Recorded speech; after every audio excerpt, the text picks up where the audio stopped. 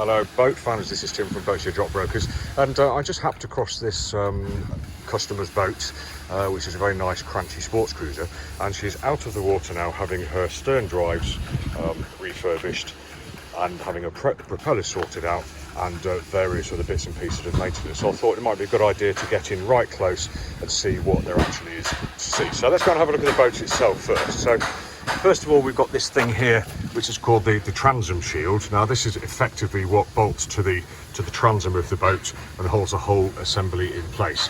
And we've got this steering bucket here which allows the steering assembly to do its thing. But we're not here, I won't talk about that for the moment because I just really want to talk about the stern drives.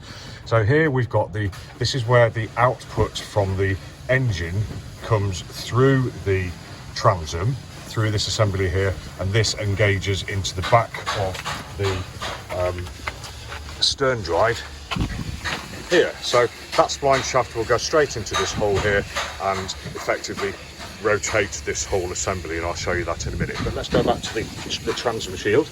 So while this is turning from your engine and providing drive to the stern drive, down here we've got this hole here is where the exhaust comes from the engine, so that needs to be taken through the stern drive and effectively over the side of the boat into the sea, and away it goes.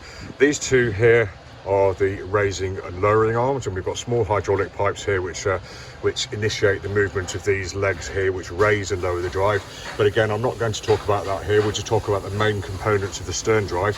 So drive from here into the stern drive, turns the stern drive and turns the propeller and the exhaust gases. So this is the exhaust pipe here, out and into the stern drive. So let's have another look at the stern drive. Here we go. So where the splined coupling came through, as I showed you before, straight into there, nice secure fitting, and it turns this bevel gearbox here, so this universal joint even. And as this joint is turning here, we should see that down here we've got the shaft turning. Now this shaft is turning in two planes because, or two different directions of rotation, because it's a counter-rotating propeller. So there would normally be two propellers on here, one turning one way, one turning the other. And the reason they've been taken away is because they're basically being cleaned up for the new owner. Now, obviously, we need to have a seal between here and the transom shield, because otherwise water would get from outside of the boat, which is where this is here, and we don't want it inside the boat, which is what this is here. And also down here, this is where the exhaust from the exhaust pipe hole that I showed you, there is a better word for it than that, but I'll keep it simple. The exhaust will flow through here, down through the stern drive and out through this here. So this is where you'll see all the bubbles and smoke coming from your boat if you have a power boat with stern drives, which is good. And again,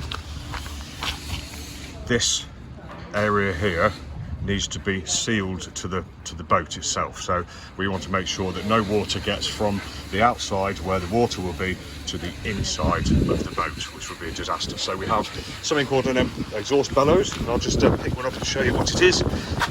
This is the new one, it's all wrapped up, and as you can see, it's basically a rubber bellows, and it provides a nice seal between there, so as the exhaust is coming out, and where the exhaust goes in to the stern drive and allows all the exhaust gases to flow through it. Now we recommend, I believe the manufacturer recommends they're changed every couple of years, and so that's something that you need to budget for. If you own a boat with stern drives, you're looking at removing the stern drives every couple of years for new bellows, because if you don't, the bellows can become hard, brittle, and if they crack, they can let water into your engine room or your engine, and therefore your engine room, which is not good. Anyway, that was just a quick run around exhaust bellows, transom shields and stern drives. Hope you got a little bit of something out of that. But either way, it was a pleasure to have you along, and we'll see you again soon. Take care, bye.